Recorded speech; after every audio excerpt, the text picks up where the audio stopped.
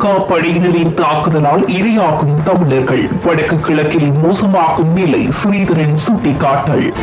தமிழினத்தை மட்டுமல்லாது நாட்டையே அழித்த ராஜபக்சர்களை காப்பாற்றும் செயற்பாட்டில் இறங்கியுள்ள ரணில். அதிபர் மாளிகைக்குள் அத்துமீறி நுழைந்தவர்களில் 37 பேர் கைது. மானிப்பாயில் வன்முறை கும்பல் அட்டகாசம். வீட்டின் மீது பெட்ரோல் குண்டு தாக்குதல். கோட்டாவை மக்கள் சும்மா விட மாட்டார்கள். புன்சேகா தெரிவிப்பு. எரிபொருள் ஒதுக்கீட்டை அதிகரிக்க முடியாது. அமைச்சர் காஞ்சன விஜயசேகர தெரிவிப்பு. 8 நாட்களாக காத்திருக்கும் கப்பல் அதிகரிக்கும் தாமத கட்டணம்.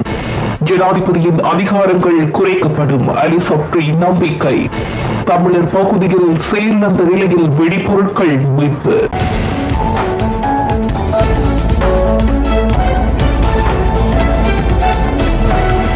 ஸ்ரீலங்கா கடற்படையின் தாக்குதலுக்கு தமிழர்கள் இரையாவதாக தமிழ் தேசிய கூட்டமைப்பின் நாடாளுமன்ற உறுப்பினர் சிவஞானம் ஸ்ரீதரன் தெரிவித்திருக்கின்றார். இன்று நாடாளுமன்றத்தில் உரையாற்றும் போது அண்மைய நாட்களில் கிளிநொச்சி மலைப்பாடு பகுதியில் இடம்பெற்ற தாக்குதல் சம்பவங்களை மேற்கோள் காட்டி இந்த விடயத்தை அவர் சுட்டிக்காட்டியிருந்தார்.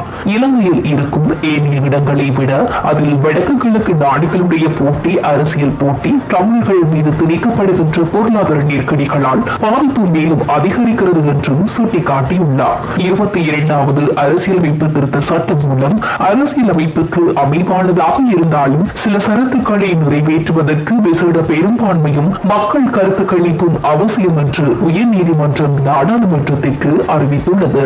நாடாளுமன்றத்தின் இன்றைய அமர்வின் போது சபாநாயகர் மஹிந்த ஜாபா அபேவர்தன உயர்நீதிமன்றத்தின் இந்த நிலைப்பாட்டை அறிவித்திருந்தார். தமிழ் மக்களை, தமிழ் இனத்தை மட்டுமல்லாது இலங்கை நாட்டையே குட்டிச்சுவராக்கிய மஹிந்த குடும்பத்தை காப்பாற்றுகின்ற செயற்பாட்டில் தற்போதைய அதிபர் ரணில் விக்ரமசிங்க ஈடுபட்டுள்ளதாக கூட்டமைப்பின் நாடாளுமன்ற உறுப்பினர் தெரிவித்திருக்கின்றார். மேலும் ஜனநாயக நீரோட்டத்தில் இந்த குடும்பத்திற்கு எதிராக போராடியவர்களை பயங்கரவாத தடை சட்டத்தின் கீழ் கைது செய்து விசாரணைக்கு உட்படுத்துவது மட்டுமல்லாது உண்மையிலேயே அந்த குடும்பத்தை காப்பாற்றுகின்ற ஒரு செயற்பாடாகத்தான் காணக்கூடியதாக இருக்கிறது என்றும் அவர் குறிப்பிட்டுள்ளார். வவுனியாவில் இடம்பெற்ற நிகழ்வு ஒன்றில் கலந்து கொண்ட பின்னர் ஊடகங்களுக்கு கருத்துரைக்கும் போதே கூட்டமைப்பின் நாடாளுமன்ற உறுப்பினர் செல்வம் அடிகளநாதன் இவ்வாறு கருத்து தெரிவித்திருக்கின்றார். ஸ்ரீலங்காவின் அதிபராக இருக்கின்ற ரணில் விக்ரமசிங்க ஐநா சபையில் கூறி வந்த கூற்றுக்கு மாறாக செயற்படுவதை ஏற்றுக்கொள்ள முடியாது என்றும், இதேவேளை நல்லாட்சி அரசாங்கத்தில் பிரதமராக இருந்த போது ஐநா சபையிடம் பல கோரிக்கைகளை நிறைவேற்றுவதாகவும் வாக்குறுதி அளித்திருந்தார் என்பதும் குறிப்பிடத்தக்கது. அதிபர் மாளிகைக்குள் அத்துமீறி நுழைந்த குற்றச்சாட்டில் இதுவரை 37 பேர் கைது செய்யப்பட்டுள்ளதாக காவல்துறை ஊடகப் பிரிவு தெரிவித்திருக்கின்றது. அதிபர் மாளிகைக்குள் அத்துமீறி நுழைந்த குற்றச்சாட்டில் 71 பேர் கைது செய்யப்படுவதற்கு காவல்துறையினர் பொதுமக்களின் உதவியை கோரியிருந்தனர். இந்த நிலையில் அதிபர் மாளிகைக்குள் அத்துமீறி நுழைந்தமை, பலவந்தமாக தங்கியிருந்தமை, அங்கிருந்த பொருட்களை களவாடி சென்றமை போன்ற குற்றச்சாட்டுகளின் கீழ் அவர்களுக்கு எதிராக வழக்கு விசாரணைகளை மேற்கொள்ளவும் வழக்கு தாக்கல் செய்யவும் காவல்துறையினரால் நடவடிக்கை மேற்கொள்ளப்பட்டுள்ளது. சந்தேக நபர்களாக பெயரிடப்பட்ட 71 பேரில் 37 பேர் இதுவரை கைது செய்யப்பட்டுள்ளதாகவும் அவர்களில் 8 பேர் பெண்கள் என்றும் தெரிய வந்துள்ளது.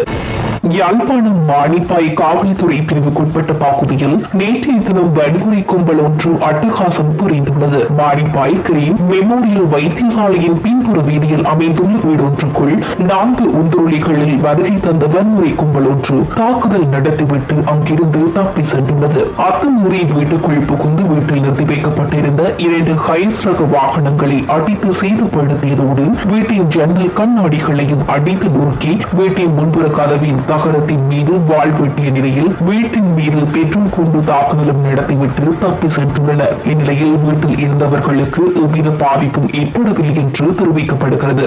இதுகுறித்து மானிப்பாய் காவல் நிலையத்தில் முறைப்பாடு பதிவு செய்யப்பட்ட நிலையில் மானிப்பாய் காவல்துறையினர் மேலதிக விசாரணைகளை முன்னெடுத்து வருகின்றனர். முல்லைத்தீவு தமிழர் பகுதியான வசந்த நகர் பகுதியில் செயலிழந்த நிலையில் வெடிபொருட்கள் மீட்கப்பட்டுள்ளன. ராணுவ புலனாய்வு பிரிவினருக்கு கிடைத்த ரகசிய தகவலுக்கு அமைவாக கிளிநொச்சி முல்லைத்தீவு ராணுவ கட்டளை அதிகாரி மற்றும் 57வது படைப்பிரிவு கட்டளை அதிகாரி ஊடாக போலீசாருக்கு தகவல் வழங்கப்பட்டுள்ளது. குறித்த தகவலுக்கு அமைவாக முல்லைத்தீவு மாவட்டம் நீதவான் நீதிமன்றத்தின் பதில் நீதவான் முன்னிலையில் அகழ்வு பணிகள் நேற்று முன்னெடுக்கப்பட்டுள்ளது. மாங்குளம் போலீஸ் பிரிவுக்குட்பட்ட முறிகண்டி வசந்த நகர் பகுதியில் இந்த அகழ்வு பணிகள் முன்னெடுக்கப்பட்டுள்ளன. இதன்போது செயலிழந்த நிலையில் வெடிப்பொருட்கள் சில மீட்கப்பட்டுள்ளதாக தகவல்கள் வெளியாகியுள்ளன. இந்த சம்பவம் தொடர்பில் வாங்குளம் போலீசார் விசாரணைகளை முன்னெடுத்து வருகின்றனர். ஜனாதிபதியின் அதிகாரங்களை குறைக்கும் அரசியலமைப்பு திருத்த சட்டம் மூலம் ஓரிரு வாரங்களில் சட்டமாகும் என்று எதிர்பார்க்கப்படுவதாக வெளிவிவகார அமைச்சர் அலி சப்ரி தெரிவித்துள்ளார். வெளியுறவு அமைச்சகத்தில் நேற்று இடம்பெற்ற செய்தியாளர் சந்திப்பில் அவர் இதனை தெரிவித்துள்ளார். மேலும் தெரிவிக்கையில், புதிய திருத்தம் ஜனாதிபதியின் அதிகாரங்களை குறைக்கும் மற்றும் பங்கேற்பு நிர்வாகத்தை மீண்டும் கொண்டு வரும் சட்டமாக மாறுவதற்கு நாடாளுமன்றத்தில் 3/2 பெரும்பான்மை தேவைப்படும். இந்த யோசனை பல தசாப்தங்களில் நாட்டின் மோசமான நிதி நெருக்கடியால் ஏற்பட்ட அமைதியின்மையை தணிக்கவும் ஸ்திரத்தன்மையை மேம்படுத்தவும் முன்மொழியப்பட்டுள்ளது. முன்மொழியப்பட்ட திருத்தமானது அரசியலமைப்பு சபையையும் 9 சுயாதீன ஆணைக்குழுக்களையும் மேம்படுத்தும். இந்த நிலையில் மனித உரிமைகளை மேம்படுத்தவும் அரசு நிறுவனங்களின் மேற்பார்வையை அதிகரிக்கவும் ஊழல் எதிர்ப்பு விசாரணைகளை வலுப்படுத்தவும் இந்த ஆணைக்குழு செயற்படும் என்றும் கூறியுள்ளார். போராட்டக்காரர்கள் அடங்கிவிட்டார்கள் என்றும் முன்னாள் ஜனாதிபதி கோடபாய ராஜபக்ஷ மீண்டும் சுதந்திரமாக அரசியலில் இறங்கலாம் என்றும் அரசு கனவு காண்கின்றது என போராட்டக்காரர்களின் கொதிநிலை இன்னும் அடங்கவில்லை என்றும் நாட்டை நாசமாக்கிய ராஜபக்ஷக்களை அவர்கள் சும்மா விடமாட்டார்கள் என்றும் ராஜபக்ஷக்கள் மட்டுமல்ல இந்த அரசை கூண்டோடு நாட்டை விட்டு தப்பியோடும் நிலை வரும் என்றும் ஐக்கிய மக்கள் சக்தியின் நாடாளுமன்ற உறுப்பினர் பீல்ட் மார்ஷல் சரத் பொன்சேகா தெரிவித்துள்ளார். முன்னாள் ஜனாதிபதி கோட்டபாய ராஜபக்ஷவை ஜனாதிபதி ரணில் விக்ரமசிங்க தலைமையிலான அரசு அவசரமாக அழைத்ததன் உண்மையான நோக்கம் என்ன? அடுத்த மாதம் ஜெனீவா அமர்வு ஆரம்பமாக உள்ள நிலையில் வெளிநாடுகளில் அடைக்கலம் கோரிய கோட்டாவை நாட்டுக்கு அரசு அவசரமாக அழைத்துள்ளது. இந்த அவசர அழைப்பின் பின்னணி என்ன? மக்களுக்கு பயந்தே நாட்டை விட்டு தப்பியுடைய ஜனாதிபதி பதவியிலிருந்து கோட்டபாய விலகியிருந்தார். அவர் மீண்டும் நாட்டுக்கு வர விரும்பவில்லை. இந்த நிலையில் அவருக்கு விசேட பாதுகாப்பை வழங்கி அவரை அரசு ஏன் மேல அழைத்தது என்று அவர் கேள்வி எழுப்பியுள்ளார். 1,00,000 மெட்ரிக் டன் கச்சா எண்ணெய் கொண்ட கப்பல் ஒன்று இலங்கை கடற்பரப்பில் காத்திருப்பதாக தகவல்கள் வெளியாகியுள்ளன. குறித்த கச்சா எண்ணெய் கப்பலுக்கு பணம் செலுத்த முடியாத நிலையில் 8 நாட்களாக கப்பல் காத்திருப்பது தெரியவந்துள்ளது. யூரல் நிறுவனத்திற்கு சொந்தமான இந்த கப்பல் ஆகஸ்ட் 23ஆம் தேதி இலங்கையை வந்தடைந்ததுடன் பணம் செலுத்த முடியாத காரணத்தால் இன்னும் கடலிலேயே உள்ளமை குறிப்பிடத்தக்கது. எண்ணெய் நிறுவன வட்டாரங்களின்படி தாமத கட்டணமாக ஒரு நாளைக்கு 75,000 அமெரிக்க டாலர்கள் செலுத்த வேண்டும் என்று தெரிவிக்கப்பட்டுள்ளது. கோரல் எனர்ஜி நிறுவனத்தினால் இலங்கைக்கு கொண்டுவரப்பட இருந்த 1,28,000 மெட்ரிக் டன் கச்சா எண்ணெய்க்கு பதிலாக இந்த கப்பல் வந்துள்ளது. இந்த யூரல் கப்பலில் கச்சா எண்ணெய் சுத்திகரிப்பு பணியின் போது 52% கருப்பு எண்ணெய், 21% டீசல் மற்றும் 12% பெட்ரோல் பெறப்படும் என்றும் அந்த வட்டாரங்கள் கூறுகின்றன.